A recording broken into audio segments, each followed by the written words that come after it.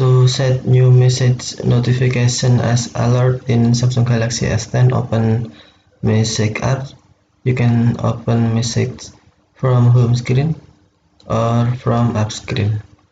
Swipe up or down home screen to access the app screen. If you use default themes, tap Samsung folder and then tap message. Tap more icon or three dot icon and then select settings. Select notifications and then tap new message. On show notification, select alert.